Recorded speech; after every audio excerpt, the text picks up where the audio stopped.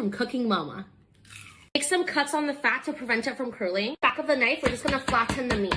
Form it back into its shape. Salt and pepper both sides. 1 egg, flour, cold water, mix together. This is the consistency you're looking for. Coat the pork chop in the batter and then panko. Fry for 3 minutes on each side. For the sauce, we're gonna do some soy sauce, ketchup, Worcestershire sauce, sugar, browned out some roasted sesame seeds, mix together. Look at that. What the heck is a blondie? It's the perfect combination between a brownie and a chocolate chip cookie. This is literally one of the easiest recipes ever, and these are so delicious. Mix 1 stick of melted butter with 1.5 cups of brown sugar. Mix it all together until everything's super well combined. Crack in 2 eggs and none of the shell, and a heavy dash of vanilla. Mix it together until it's nice and creamy. Just like that. Add in 1.5 cups of flour, a half teaspoon of baking powder, and a half teaspoon of salt. Add in a cup of chocolate chips. Oh my gosh. The hardest part about this recipe is not eating all of the dough before you bake it. Place the batter into a greased tray and bake at 350 for about 20 to 30 minutes. Once they're done, they should look a little something like this. Can we just take a moment to appreciate the tops? They've got that nice crinkly finish. Once they're cool, cut into squares and serve. These are such a crowd pleaser and literally so easy to make. Don't forget to check out my Instagram and YouTube for more content.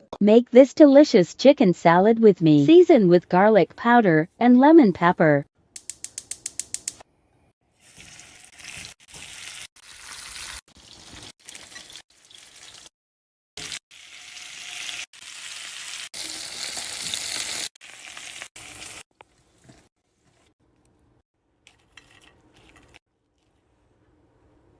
Let's do some cooking.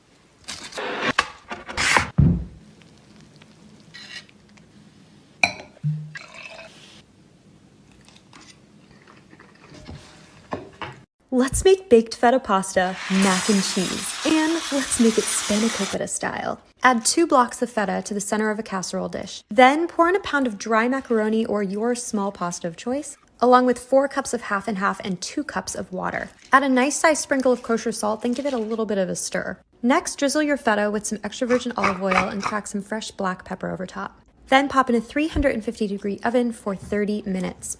When it comes out, you know the drill. Break up the feta and start mixing everything together. I only added 4 cups of liquid before I put it in the oven, and I needed to add more, so that's why I told you to add 6. Add 2 cups of Parmesan cheese now, or you can add it at the beginning phase as well. Give that a stir, then add a bunch of spinach. You can add fresh or frozen, just make sure frozen is well drained and warmed up. Next, add your phyllo dough topping. I will show you how to do this in another video. Then just break in and enjoy. Where else can I take this trend? I'm getting married in a few weeks, and here's some of my favorite healthy recipes. Cut your bok choy in half, and if it's really big like this, cut it in half again. In a pot, add in some salt, a little bit of oil, blanch for 3 to 4 minutes. In a pan, add in vegetarian oyster sauce, soy sauce, garlic, sesame oil, a pinch of sugar. Let it simmer for 1 to 2 minutes. Drizzle on the sauce. Look at that. Let's make chocolate peanut butter s'mores brownies. First, mix your dry ingredients in a bowl. Then mix your wet ingredients in a separate bowl. Then once your wet ingredients are mixed up, add your dry ingredients to your wet ingredients and mix to combine. Once your brownie batter's mixed up, add it to an 8x8 baking dish that's been greased and lined with parchment paper. I added half of my brownie batter first, then a few heaping scoops of my chocolate peanut butter spread, then the rest of the brownie batter topped with some chocolate chips, and then baked at 325 for 40 to 45 minutes. Once it comes out, I can't stress this enough, wait for it to cool completely before adding your homemade marshmallow fluff. Otherwise, it'll kind of melt on top and runneth over like mine did. I also torched the top of mine for that s'mores effect. This was my first time making homemade brownies from scratch, and while they came out a little underdone, I have to say I kind of prefer them that way. Really messy, but really delicious. Happy Mother's Day! How to make the best tender Asian short ribs. Slice up the ribs, 2 to 3 minutes on each side. Leave some key premium oyster sauce. Add in honey, Weekend Key Premium Dark Soy Sauce, Weekend Key Premium Soy Sauce, 5 spice powder, 5 cloves of garlic, 2 stalks of green onion, 1.5 cup of water. Mix together. Pressure cook for 25 minutes. Simmer for another 10 minutes until it turns into a thick glaze. Look at that. Let's make ice cream mochi. Today's flavor is matcha. This could be my favorite flavor. I got this matcha ice cream from a local Japanese bakery. Scoop the ice cream into balls and place them on a tray. Freeze those scoops until they're nice and solid. In a bowl, mix together your rice flour, sugar, and water. Mix it up until there are no lumps. Cover with plastic. Microwave for 2 minutes. Mix it up, then microwave for an additional 40 seconds. Place onto a tray. Knead that dough, but be careful because it's super hot. Wrap the mochi dough outside of the ice cream balls. Enjoy your delicious mochi. These are my favorite things to make whenever I have people coming over or I need something quick and easy for dinner because everyone loves them. So you want to start out with Hawaiian or buttered dinner rolls, cut through the middle lengthwise so you have a top and a bottom. The ingredients are really simple and they're things that most people already have in their fridge, which we love. So we're going to start out with some mayo. This is not for a mayo flavor. This is just for creaminess and richness. Trust me on that.